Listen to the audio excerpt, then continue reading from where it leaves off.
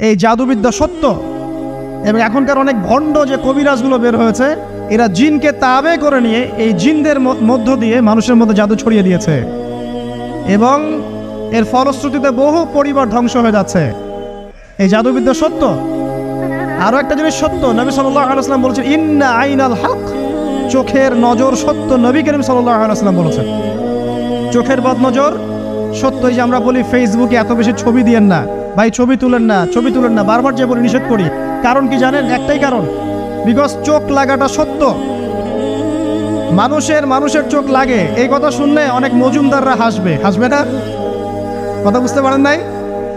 কিন্তু এটা সত্য, কারণ নবী করিম সাল্লাল্লাহু আলাইহি ওয়াসাল্লাম যা বলেছেন সাদাকাল্লাহু ওয়া সাদাকা রাসূলুহুল কারীম। নবী যা বলেছেন, আল্লাহ যা বলেছেন চিরায়ত সত্য, এর বাইরে কোনো সত্য আছে? আচ্ছা দেখেন, আমি বললাম যে জাদুবিদ্যা সত্য। এই জাদুবিদ্যার চর্চা মানুষ করে, এখনও করে, এবং এই জাদু দিয়ে মানুষের ক্ষতি করার জন্য জিনের প্রয়োজন হয়, দুষ্ট জিন। এই জিনগুলোকে মানুষ তাবে করে মানুষের ক্ষতি করার চেষ্টা করে। দেখবেন এখন গ্রামে গঞ্জে শহরে সব জায়গায় ছড়িয়ে পড়েছে না? দেখবেন, খুব সতর্ক থাকবেন। আমি পরে সলিউশন বলছি আপনাদেরকে। আরেকটা বলেছি, নবী সাল্লাল্লাহু আলাইহি ওয়াসাল্লাম বলেছেন চোখের বদনজর এমন সত্য যে একটা উটকে এই রান্নার ডেকচির মধ্যে ঢুকাই ফেলতে পারে। মানে একটা উট খুব সুন্দর ভালো, আপনি দেখছেন মাশাআল্লাহ বলেন নাই, নজর লেগেছে, উটটা মারা গেছে দেন, তারপর তাকে জবাই করে খেয়ে ফেলতে হয়েছে। একজন সাহাবী গোসল করছিলেন, গোসল, এটা হাদিস সহিহ। এই যে আলেম ওলামা যারা আছেন তারা জানেন যে এই হাদিস সহিহ। একজন সাহাবী গোসল করছেন, তার গায়ের চামড়াটা খুব সুন্দর ছিল, একদম স্কিনটা অনেক সুন্দর থাকে না এমন কিছু মানুষ? আচ্ছা, এখন আরেকজন সাহাবী এই গোসল দেখছেন দূর থেকে, দেখে বলছেন যে কি চমৎকার তার শরীরের রংটা, যেন কুমারী নারীর মতো, অনেকটা এমন একটা কথা তিনি বলেছিলেন। সাথে সাথে এই সাহাবী অজ্ঞান হয়ে পড়ে গেছে। কোন সাহাবী? যিনি গোসল করছিলেন। এখন এটার আপনি কোনো ব্যাখ্যা দিতে পারবেন না তো, এখানে কোনো সায়েন্স দিয়ে বা মেডিকেল সায়েন্স দিয়ে আপনি কোনো ব্যাখ্যা করতে পারবেন না। একটা ব্যাখ্যা দিতে পারেন, কিন্তু কেন সেটা হলো সেটা আপনি অ্যান্সার খুঁজে পাবেন না। তো নবী সাল্লাল্লাহু আলাইহি ওয়াসাল্লামের কাছে নিয়ে যাওয়া হলো তাকে। তিনি বললেন যে এই ব্যক্তির ব্যাপারে কি কেউ ভালো মন্দ কিছু বলেছিল? তখন একজন সাহাবী বললেন হ্যাঁ, অমুকে বলেছে এর স্কিনটা অনেক সুন্দর, তো ওকে ডেকে নিয়ে আসুন। ওকে ডেকে আনা হলো।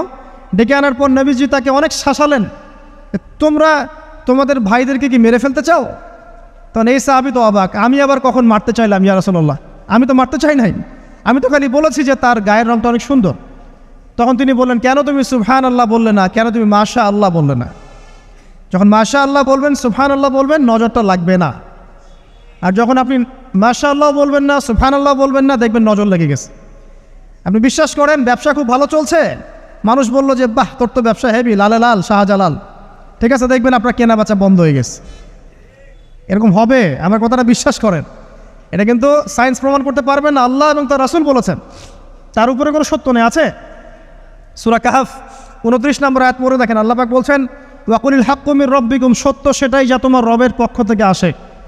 ফামান শাআ ফালইউমিন, যার ইচ্ছা হয় বিশ্বাস করুক, ওয়ামান শাআ ফালইয়াকফুর, যার ইচ্ছা হয় সে অস্বীকার করুক। এই কারণে আমরা বলি ফেসবুকে এত বেশি ছবি দেওয়া, এই আই ওয়াশ করা, এই যে শোডাউন করা, হ্যাঁ ইসলামের কিছু কাজ করলেন একদম মানুষকে না দেখাইতে পারলে ঘুম হচ্ছে না, এগুলো বন্ধ করেন, এগুলো বন্ধ করে দেন আল্লাহর ওয়াস্তে। অফলাইনে কাজ করেন, নিজেকে গোপন করার চেষ্টা করেন। যত বেশি মানুষের কাছে নিজেকে এক্সপোজ করবেন, কাজের বরকত কমে যাবে, কাজের বরকত কমে যাবে, চোখ লাগবে, নজর লাগবে। এবং চোখ লাগা বদ নজরে বহু আলেম আস্তে আস্তে মাঠ থেকে মাইনাস হয়ে গেছে না? যায় নাই? এখন কি আলেমদের সংখ্যা বেশি না কম? যত দিন যাবে আলেমের সংখ্যা আরও কমে যাবে। নবীজি বলেছেন আলেমদের সংখ্যা কমতে থাকবে, মানুষ জাহেলদেরকে আলেম বানিয়ে নেবে। তো প্রিয় ভাইরা, জাদুবিদ্যা সত্য, চোখের বদনজর সত্য, রাতের এই অনিষ্টগুলো সত্য, রাতের বেলা অনেক ক্ষতি আছে। এই জন্য নবীজি বলছেন বাচ্চাদেরকে বাইরে বের করো না, এবং তোমরাও রাত যখন গভীর হবে তখন এদিক ওদিক ঘোরাফেরা করো না। দেখবেন রাত যত গভীর হয় আমাদের শহরগুলো তত জীবিত হয়, তাই না? তাই না? রাত যত গভীর হচ্ছে শহর তত জীবিত হয়। চায়ের দোকানে আড্ডা বেশি, ওই সিনেমা দেখছে, টিভি দেখছে, ক্যারাম খেলছে, লুডো খেলছে, ঘুম নাই। ঘুম কখন? ফজরের আগে আগে। ফজরের নামাজ কিন্তু নাই, ফজরের ঠিক আগে আগে, আবার ওই যে জোহরের নামাজের সঙ্গে উঠতেছে। এখন আমাকে বলেন এরকম জেনারেশনকে দিয়ে কি আসলে ইসলামের কোনো খেদমত হবে? আচ্ছা, নবীজি রাতের বেলা আর্লি ঘুমাতেন, আল্লাহ পাক আমাদের সবাইকে তাড়াতাড়ি ঘুমানোর তৌফিক দান করুন। হ্যাঁ, আপনি ইলম চর্চা করলে রাত জেগে থাকতে পারেন, আপনি যদি জ্ঞান চর্চা করেন রাত জাগতে পারেন, আপনি কোনো গবেষণা করছেন, নামাজ পড়ছেন বা কোরআন হিফজ করছেন, আপনি রাতের আর্লি উঠবেন, এটা আলাদা বিষয়। কিন্তু কমনভাবে আমাদের এই যে ফেসবুক, ইউটিউবিং ইত্যাদিতে আমরা লিপ্ত থাকি, সারা রাতটা কাটাই আড্ডাবাজি করে, এগুলো বন্ধ করতে হবে। এগুলো বন্ধ না করলে ফিজিক্যালি আমরা মানে সুস্বাস্থ্যের অধিকারী হতে পারবো না, সারা দিনটা আমাদের একটা কি বলবো অলসতার ভাবে যাবে এবং দিনের বেলা কাজগুলো ব্যাহত হবে। এতে করে আমাদের উম্মার এই পুরো বড় যে তরুণ প্রজন্ম আছে এদেরকে আপনি সম্পদে পরিণত করতে পারবেন না। তাই এই সিস্টেমটা চেঞ্জ করা দরকার। নবীজি রাতের বেলা এই সূরা বাকারার শেষে 3টা আয়াত তেলাওয়াত করতেন, আমরা করবো ইনশাআল্লাহ। ইনশাআল্লাহ। আরেকটা আমল বলে দেই, নবী করিম সাল্লাল্লাহু আলাইহি ওয়াসাল্লাম রাতের বেলা সূরা মুলক তেলাওয়াত করতেন। কোন সূরা এটা? কোন সূরা? তাবারাকাল্লাযী বিয়াদিহিল মুলক। কয়টা আয়াত আছে? 30টা আয়াত আছে। নবীজি বলেছেন সাল্লাল্লাহু আলাইহি ওয়াসাল্লাম যে এই সূরা আপনাকে কবরের আযাব থেকে বাঁচাবে ইনশাআল্লাহ। কবরের আযাব থেকে তো ভাই বাঁচা খুব সহজ নাকি? আমাদের মধ্যে এমন কেউ নাই, শোনেন, আমাদের মধ্যে এমন কেউ নাই আলেম জালেম মুফতি মুহাদ্দিস রাজনৈতিক নেতা পলিটিশিয়ান বিরোধী দল জাতি তারপরে যে সরকার দল যে আছে না কেন, কবরের শাস্তি ফেস করবেন এমন একটা মানুষ নাই, কেউ নাই পৃথিবীতে। এই যে আপনি দেখছেন ওই যে কি ইসরায়েলের প্রধানমন্ত্রী, ওই রাশিয়ার প্রধানমন্ত্রী, ওই চায়নার সভ্যতা, পশ্চিমা সভ্যতা, এমন কেউ নাই পৃথিবীতে এখন যাকে কবরের শাস্তি ভোগ করতে হবে না। আছে? সবচেয়ে লঘু শাস্তি মানে লঘু চাপ, এটা বলতে গেলে আসলে আমি ভাষা হারায় ফেলি, তারপরে বলছি আল্লাহ পাক আমাদের সবাইকে হেফাজত করুন, আমিন। একজন সাহাবীর নাম সাদ বিন মুয়াজ। কি নাম? নবী করিম সাল্লাল্লাহু আলাইহি ওয়াসাল্লামের সাথে একদম ডান হাত হয়ে যুদ্ধ করেছেন দীর্ঘদিন। বদর তিনি বীর সেনা, উহুদের বীর সেনা, ঠিক আছে, খন্দকের যুদ্ধেও বীর বিক্রমে যুদ্ধ করেছেন। তিনি আনসার সাহাবী, একদম মদিনার নেতা সাহাবী। সব সাহাবী কিন্তু একরকম নন, কেউ ছিলেন নেতৃস্থানীয় সাহাবী, তিনি ছিলেন একজন নেতৃস্থানীয় সাহাবী, ঠিক আছে, সাদ বিন মুয়াজ। নবী করিম সাল্লাল্লাহু আলাইহি ওয়াসাল্লাম এত ভালোবাসতেন তাকে, এত ভালোবাসতেন যে তাকে নিজের মনে করতেন যে সাদ বিন মুয়াজ আনসাররা আমার নিজের। 4টাখানি কথা। এই সাহাবীর খন্দকের যুদ্ধে এই যে হাতের এই দিকে সম্ভবত হাতের এই রগের মধ্যে একটা তীর এসে লাগে এখানে, এবং তীরটা তিনি বের করতে গিয়ে রক্তটা ছিঁড়ে যায়। এরপর ফিনকি দিয়ে রক্ত বের হওয়া শুরু হয়। চিকিৎসা করে করে রক্ত বন্ধ করা যায় নাই, এবং এই রক্তের প্রবাহিত রক্তেই আল্লাহর ইচ্ছায় তিনি শাহাদাত বরণ করেন, তিনি ইন্তেকাল করেন। নবী করিম সাল্লাল্লাহু আলাইহি ওয়াসাল্লাম প্রচণ্ড ব্যথিত হন, মানে মনটা তার খুব নরম হয়ে যায় সাদ বিন মুয়াজ রাদিয়াল্লাহু আনহুর জন্য। তো এই সাহাবীর যখন জানাজার নামাজ পড়ানো হচ্ছে, নবীজি বলছেন 70,000 ফেরেশতা তার নামাজে অংশ নিয়েছে। আর এই সাহাবীকে যখন কবরে শোয়ানো হয়েছে, নবী করিম সাল্লাল্লাহু আলাইহি ওয়াসাল্লাম পরে জানিয়েছেন কবরের যে মৃদু চাপ, সাদ বিন মুয়াজ রাদিয়াল্লাহু আনহুর কবরেও সেই মৃদু চাপ দেওয়া হয়েছে। আমি কি বুঝাতে পারলাম ভাই? আমাদের কোনো দাম আছে এখনকার পলিটিশিয়ানদের কোনো দাম আছে? এখনকার সমাজ নেতার কোনো দাম আছে?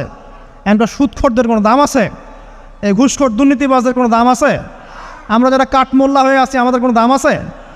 সাদ বিন মুয়াজ রাদিয়াল্লাহু আনহু যদি কবরের শাস্তি তাকে না ছাড়ে, প্রশ্নোত্তর পর্ব তাকে না ছাড়ে, আমরা পার পাবো? নবী করিম সাল্লাল্লাহু আলাইহি ওয়াসাল্লাম বলছেন সূরা মুলক তেলাওয়াত করো রাতের বেলা, ইনশাআল্লাহ সূরা মুলকের তেলাওয়াত কবরের আযাব থেকে তোমাকে বাঁচান। আর আমাদের তো ভাই কবরে সবাই সাথে যাবে না, গার্লফ্রেন্ড যাবে না, বাপ মা ভাই বোন সবাই যাবে না। একজন ব্যক্তি সুদ খাচ্ছে, জিজ্ঞাসা করে দেখেন কেন খায়, বলবে তার সন্তানের জন্য খায়, তার বউয়ের জন্য খায়, তার মা বাবাকে দেখতে হবে তাই খায়, তাই না? একজন ব্যক্তি ঘুষ খায়, বলবে আমার পরিবারের জন্য খাই। একজন দুর্নীতি করছে, পুকুর চুরি করছে, বলবে দুর্নীতি করছে আমার পরিবারের জন্য খাই, পরিবার ভালো থাকবে।